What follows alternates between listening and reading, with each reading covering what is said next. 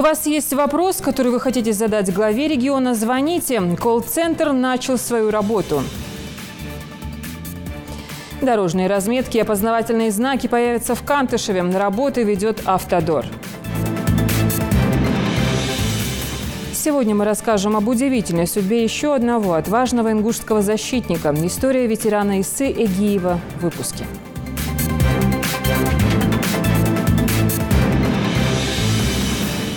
Добрый вечер, это новости 24.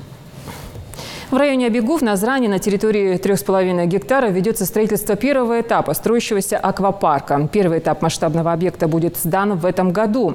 Инвестор вложит в проект свыше 800 миллионов рублей. Сегодня ход строительства объекта проверил глава Ингушетии. По проекту аквапарк предполагает раздельные залы для мужчин и для женщин. Будет и детская зона с общей пропускной способностью в 300 человек. Юнусбек Евкуров осмотрел территорию и пообщался со строителями. Далее глава проверил, как идет строительство большого гипермаркета «Строймаркет». Объект планируется сдать в эксплуатацию в начале декабря. В настоящее время рабочие заканчивают внутреннюю отделку здания, в частности, административно-бытового корпуса. До начала одного из главных праздников мусульман остались считанные дни. Люди спешат закупиться необходимыми продуктами и вещами. Предпраздничный ажиотаж постепенно набирает обороты. Традиционно это ощущается по двум явлениям – пробкам на дорогах и ценам на рынках. За тем и другим наблюдала Мадина Пугоева. Вот так выглядит цепная реакция в действии. Дорожная ситуация в районе рынка «Фабрика» напоминает сюжет блокбастера. Хаотично движущиеся машины умудряются успешно выехать из пробки, не задев при этом чужое авто. И это при том, что светофоры на этом участке дороги совершенно исправны.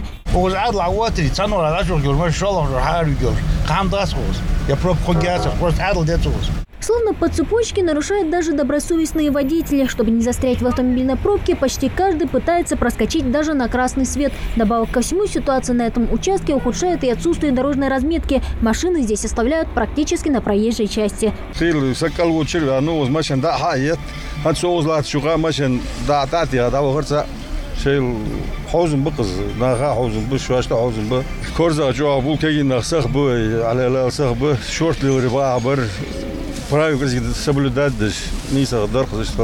Пока мужская половина населения чувствует приближающийся праздник по ситуации на дороге, женская часть по традиции негодует по поводу цен. Некоторые продукты питания, несмотря на пристальное внимание со стороны властей, все же дорожают прямо на глазах.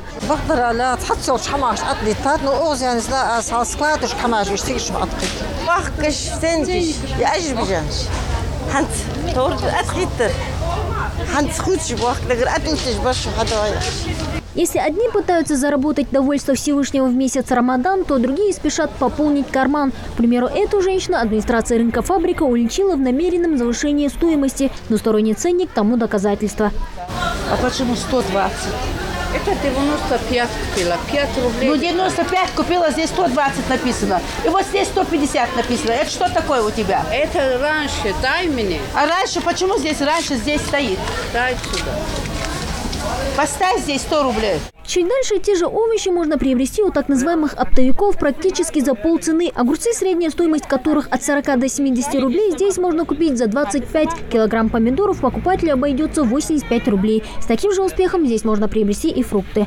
Это груши мы покупаем 170. 10 рублей добавляем, по 180 продаем.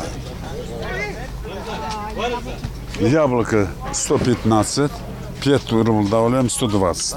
Но если поднапрячься и встать рано утром, то приобрести овощи и фрукты можно еще дешевле напрямую у поставщиков. Возможно, поэтому продукция этих предпринимателей пользуется у покупателей повышенным спросом. При виде работников администрации и съемочной группы они спешат поделиться своими чаяниями относительно стоимости некоторых продуктов.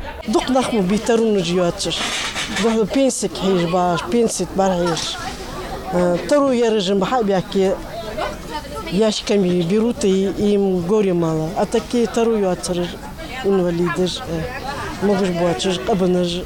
Отныне сами покупатели смогут принять участие в регулировании цен в преддверии праздника, обратившись с жалобой на предпринимателя напрямую к администрации рынка. А те, в свою очередь, уже начали применять жесткие меры в отношении желающих подзаработать. Торговые точки таких недобросовестных продавцов будут закрываться, а договор аренды с ними будет разорван. Мадина Пугоева, Адам Далаков, новости 24. Свою работу не прекращает оперативный штаб, созданный при правительстве Ингушетии. Представители газовых служб, водоканала, МРСК Северного Кавказа отвечают на звонки жителей республики. Курируют все это дело вице-премьеры. Насколько оперативно и добросовестно решаются вопросы граждан, лично контролирует и председатель правительства Руслан Гагиев. Напомним, что за период с 17 мая по 9 июня в штаб поступило больше 300 обращений, большинство из которых касаются газа и водоснабжения. Перебои в электричестве также были связаны с погодными условиями. В среднем у нас на сегодняшний день порядка 14-15 обращений у нас сегодня имеется каждый день. И связаны в основном, вот на сегодняшний день, это связано с водой, с нехваткой воды, с низким давлением, с порывом трубопроводов. В частности, вот на текущий момент у нас был порыв. Опять же, в районе Очелков, в Сагопчах воды не хватает, но устранили. Порыв устранен. Где-то через часа 3 в Сагопчах вода должна быть. 26 июня ожидаем программу «Диалог с народом» Юнусбека Евкурова. Сегодня национальная телерадиокомпания начала принимать обращения граждан. Заработал колл-центр. Вы можете задать свой вопрос по телефону 8 800 301 41 42. И не только. Амина Бокова подробнее. Здравствуйте, вы позвонили в колл-центр программы «Диалог с народом». Ваш звонок бесплатный. Меня зовут Юсуф. Назовите свое имя, фамилию, отчество и озвучьте свой вопрос главе республики. Центр приема звонков заработал ровно в 9 утра. И теперь в течение ближайших 2 недель, вплоть до 26 июня, когда и состоится диалог с народом, каждый может обратиться к главе Ингушетии, позвонив с городского или мобильного телефона на бесплатный номер 8 800 301 41 42, либо отправив сообщение на номер 4647 с кодовым словом «Диалог». В обращении обязательно необходимо указать свои данные – имя, фамилию, номер телефона и домашний адрес. Операторы колл-центра, как волонтеры, так и лица нашего канала. Сегодня наболевшие вопросы жителей принимает ведущий программы «Новости 24» Юсуп Гелисханов. Звонят люди самого разного возраста, молодежь, взрослые тоже. Вопросы бывают также разные, начиная от личных к Юнусбеку Бамангиревичу и заканчивая общественно-политическими, в том числе и несколько вопросов было про прошедшую прямую линию Владимира Путина, как Юнусбек Бамангиревич оценивает в общем ситуацию в стране. И предстоящие выборы главы Республики Ингушетия, конечно же. За первые часы работы колл-центра поступило несколько десятков звонков. Практика показывает, что пик обращений придется на канун диалога с народом. Все вопросы разделяют по темам. Это жилищная политика, образование, земельные отношения, дорожное хозяйство, здравоохранение и не только. Меня зовут Зелимхан. Назовите свое имя, фамилию, отчество и озвучите свой вопрос главе республики. По звонкам можно судить о самых острых проблемах региона. Вот и сегодня обращения касались общественно-политической ситуации в регионе, рассказывает Ната Евлоева. Также людей волнуют вопросы, связанные с ЖКХ. Корреспондент национальной телерадиокомпании тоже впервые попробовала себя в качестве оператора колл-центра и не пожалела. Буквально минуту назад звонила одна женщина, она жаловалась на проблему с водоснабжением в селе. И вопрос мы зафиксировали. Хочу напомнить, что звонки мы принимаем не только по телефону, но и также действует WhatsApp. И любой желающий может написать на номер 8 963 172 15 51, и его вопрос обязательно рассмотрят. Количество звонков и вопросов от одного человека не ограничены. Это касается сообщений и видеообращений. Поскольку практически у каждого жителя есть вопрос, на который он хочет получить ответ от главы республики, звонки на национальном принимают круглосуточно. На случай поздних обращений работает автоответчик. Назовите свою фамилию, имя, отчество, номер телефона, адрес проживания и озвучите свой вопрос главе республики после звукового сигнала. В этом году, помимо трансляции по республиканским телеканалам, программу можно будет посмотреть на центральных площадях Магаса и Назрани, где установлены специальные экраны. Хорошо, ваш вопрос будет принят и отправлен в Центр обработки обращений. Смотрите нашу программу «Диалог с народом» 26 июня в эфире НТРК Ингушетия. Спасибо. Амина Бокова, Гапур Чехкиев, Новости 24. Жителям России могут добавить один выходной. Соответствующий законопроект готовится в Госдуме к первому чтению. Предполагается, что раз в 3 года каждый работающий человек сможет получить дополнительный оплачиваемый выходной день на прохождение диспансеризации. Изменения, предлагаемые законопроектом, сделают диспансеризацию более доступной, что в свою очередь позволит улучшить показатели по диагностике заболеваний и их предотвращению. Напомним, ранее министр здравоохранения России Вероника Скворцова заявила, что благодаря новой формуле диспансеризации за последние 5 лет в России заметно снизилась летальность от онкологических заболеваний с 27 до 22%. Ну а сейчас вернемся к экономии. Во всех населенных пунктах Ингушетии Минсельхозом организованы сельскохозяйственные ярмарки с участием более 200 предпринимателей из нашей республики и других регионов Северного Кавказа. Это одна из мер предотвращения скачка цен. Здесь товаропроизводители могут выгодно представить свой ассортимент, ну а покупатели рассмотреть и приобрести по уместным ценам. Дана Плиева побывала в Икажеве. Каждая хозяйка на Мархаш украшает праздничный стол разнообразными и вкусными блюдами. В подборе продуктов помогают и организованные по региону сельхозярмарки с участием товаропроизводителей со всего Северного Кавказа. Распродажа в Икажево порадовала и Раю Богатыреву. Женщина живет здесь поблизости и уже закупила все необходимое к предстоящему празднику. Цены довольны, нормальные цены. Да. Сколько есть лишний Мархаш? Лишнее имеется все. Основные фрукты, конфеты и мясное все. Мясо, индейки, все. Москва, если я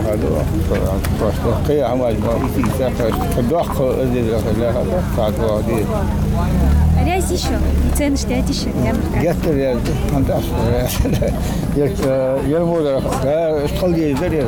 Самым большим спросом пользуется мясная продукция. Ее раскупают сразу же. Притом на ярмарке представлено сразу несколько предприятий, реализующих свой товар уже не первый год. Спасибо вам. Колбасные изделия, говядина, баранина – все по ценам ниже рыночных. К примеру, КФХ «Ерышев» реализует свой товар на рынке около 10 лет. Причем не только на местном. Поставки их продукции идут и в соседние регионы Кавказа. У нас в цехе изготавливаем более 10 видов колбасной продукции. Помимо этого, вы видите, вот копченые у нас изделия, тут куры, копченые ляжки, баранины, колбаса 2-3 видов. Вчера мы сделали много, но не раскупили все. Овощи и фрукты, как, впрочем, и вся мясная продукция, относятся к категории скоропортящихся. За качеством товара на ярмарке следит санитарная служба. Анализ продуктов проводит лаборатория ветсанэкспертизы. Если товар соответствует нужным критериям, лаборатории выдаются 2 справки – на мясо и на овощи. Проверяем продукты на запах, на свежесть, потом выдаем соответствующий документ. Если мы обнаруживаем какие-то недостатки, какие-то нарушения, мы принимаем жесткие меры. Этот продукт мы быстро закрываем точку, продукт арестовываем и дальнейшие мероприятия проводим. Какая же ярмарка без меда? Здесь он представлен сразу на нескольких прилавках. Есть лакомство местных производителей «Губ Нектар», экспортируемый в Саудовскую Аравию.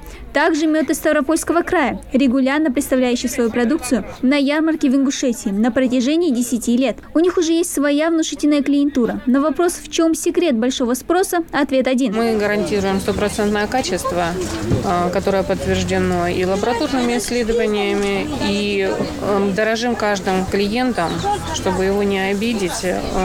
Клиент подбирает себе тот мед, который он любит. Кто-то любит более душистые меда, кто-то любит нежные меда, но качество от этого не зависит. Все 100% натуральное. Ярмарки, организованные Минсельхозом Республики в рамках исполнения поручения главы Ингушетии, привлекают большое количество покупателей. Кроме представленной продукции сельскохозяйственными предприятиями республики, здесь есть и кондитерские изделия и многие другие товары по ценам ниже рыночных. Цены здесь на 30, 20, 40% на некоторую продукцию ниже, чем рыночные. Вот. Поэтому все, что делается для наших жителей, для для нашего народа. Поэтому есть поручение главы, чтобы мы попытались удержать цены. Это у нас, я считаю, что получилось. Если у нас в республике продается пшеница перекупщиками, если продается от 12 до 16 рублей, то мы пшеницу практически этот месяц продаем по 8 рублей. А 14 июня подобная ярмарка на целый день распахнет свои двери и в пригородном районе, поселке Дачное. Проводится она впервые, и ее инициатором выступила организация «Даймок». На ярмарке будет представлена в основном сельскохозяйственная продукция, а также мы договорились с оптовиками, которые продают конфеты, печенье, все необходимое к столу, воды, чтобы они нам тоже приехали, участвовали в этой ярмарке, чтобы людям не приходилось толпиться на базарах, чтобы они по оптовым ценам могли купить продукцию. Основная цель мероприятия – облегчить жителям подготовку к праздникам, предоставив большой выбор разнообразных продуктов по доступным ценам. Ну а кто еще не успел отовариться, может сделать это завтра. Дана Плиева, Ахмед Горбаков, Новости 24. В Кантышеве появятся 3 пешеходных перехода и 6 искусственных неровностей. Над этим трудится Ингушавтодор. Сейчас проводят работы по установке разметок и опознавательных знаков. Процесс идет на 3 участках. Залина Могушкова расскажет. Рабочие устанавливают дорожные знаки на улице Грейдерная. Она находится в районе строящейся сельской мечети. В скором времени она откроет свои двери для многочисленных прихожан. Соответственно, возникает необходимость в знаках, предупреждающих водителей о снижении скорости. Чтобы знаки стояли дольше, рабочие используют трубу большого диаметра. 78 сантиметров закапываем яму, потом заливаем бетоном, чистый бетон. Цемент размещаем 50 лопат на 1,5 мешков цемента. Песок 50 лопат, 1,5 мешков цемента, чтобы раствор был хороший. И ни один знак еще, держались хорошо знаки все. В общей сложности Ингушавтодор установит в сельском поселении Кантышево 24 дорожных знака, предупреждающих о пешеходных переходах и искусственных неровностях. Устанавливаемые знаки нового типа в сравнении со старыми большего размера также отличаются лучшим качеством. Подобных в Ингушетии пока еще не было. Вот смотрите, здесь стоит знак качества, вот дата изготовления, кто непосредственно изготавливал и так далее. Это имеется ребро жесткости. Толщина металла здесь соответствует. Пленка здесь лучшего качества. Одновременно с установкой дорожных знаков 2-я бригада делает разметку пешеходных переходов. Рабочие сначала очищают дорожное покрытие от мусора и пыли, а затем наносят краску. Следом сыпят светоотражающие шарики, чтобы пешеходы и водители в ночное время суток могли заметить пешеход. Так в Кантышево появится 3 пешеходных перехода и 6 искусственных неровностей. Мы, служба государственного управления Ингушавтодор, все его подразделения, не можем устраивать или выполнять работы там, где это хотят все жители нашей республики. Это согласовывается с ГИБДД. Как правило, получаем предписание или получаем необходимые документы. И только после этого мы выполняем необходимые работы. Ингушавтодор планирует установить знаки в 3 различных участках села. В первую очередь это районы нахождения социальных объектов, в том числе школа, сельский физкультурно-оздоровительный комплекс и амбулатория. Дорожные работы завершатся в конце месяца. Залина Могушкова, Рамзан Миржоев, Новости 24. В месяц Рамадан по поручению главы региона совместно с благотворительными фондами, меценатами, администрациями муниципальных образований помощь оказана тысячам жителей. Помощь эта разноплановая. Продуктовая корзина, состоящая из муки, сахара, риса и других продуктов питания. Помощь детям-инвалидам в рамках празднования Дня защиты детей. Приобретение более сотни велосипедов для мальчиков и девочек из всех сельских поселений республики, а также стройматериалы, необходимые для завершения строительства домовладений. Так, в селе Несыгапши семье Сычуевых сегодня оказали подобную помощь. Еще 2 года назад они заложили кирпич, но завершить стройку так и не смогли, не хватило средств. Айна Сычуева обратилась к главе региона Юнусбеку Евкурову, и в скором времени помощь была оказана в виде шиферных листов на 200 квадратных метров. Семье вручили также денежный конверт.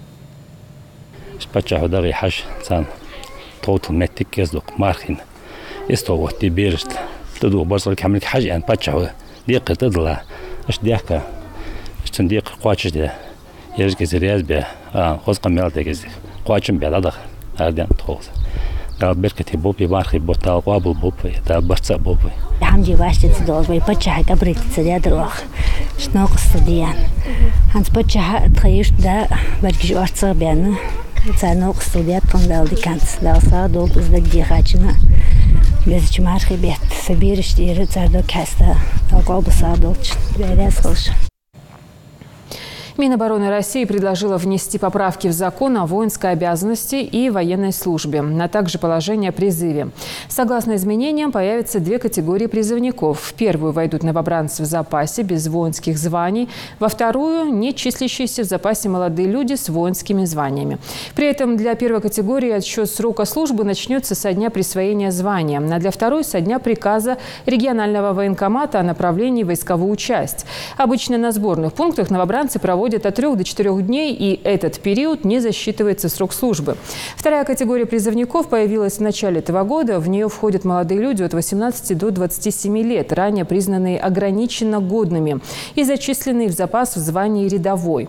У них появится возможность добровольно пройти медицинское освидетельствование еще раз, после чего их и причислят к категории имеющих звание, но не пребывающих в запасе.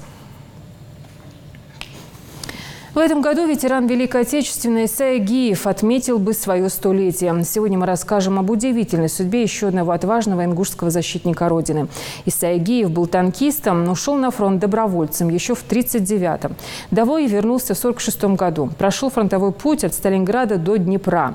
Подробнее в сюжете внучки ветерана Заремы Ивлоевой. Тут описана вся его биография, все вот под диктовку я писала. Как сегодня помню этот день. Прошло столько лет. Не верится даже.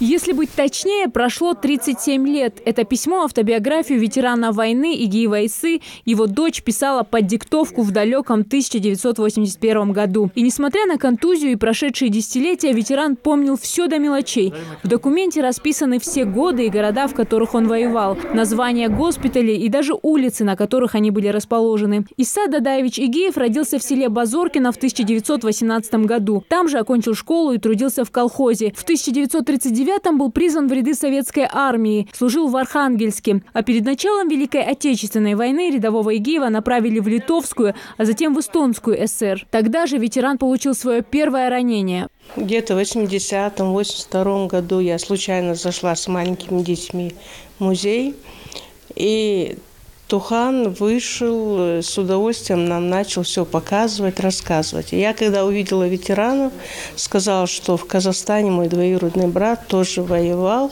Он живет сейчас в Казахстане только. Он мне говорит: дай мне, пожалуйста, его адрес. Я как раз под этим фамилием человека искал. Ну, тогда телефонов не было, пока написала письмо, пришел ответ. И вот так вот они, можно сказать, познакомились, переписывались. И вот с тех пор его фотография здесь висит, и все его подвиги, можно сказать, увековечили. В 1941 году Ису Игиева отправили в город Куйбышево в автомобильный полк. Позже перевели в город Инза, в 24-ю стрелковую бригаду. А уже в 1942-м ветерана направили в Казанское танковое училище. С первых дней на войне он мечтал быть именно танкистом. После школы выпускников отправили в Киров. Там на заводе для нас подготовили новые танки. Как только мы получили машины, в городе Ногинске был сформирован танковый полк, который отправили в Сталинград. 22 декабря мы были уже в Сталинграде. После триумфа в Сталинградской битве Игиеву и его сослуживцам была объявлена благодарность. После, как особо отличившегося, его направили в танковое училище в Саратов. Он мне рассказывал, что он был в Сталинградской битве, что за взятие Берлина ему дали медаль. Сразу, как они вошли в Берлин, он был один из первых среди танкистов, которые вошли в Берлин. Ему прямо на месте дали медаль. Генерал ходил, говорит, и сначала вешал медали, а документы только давали потом.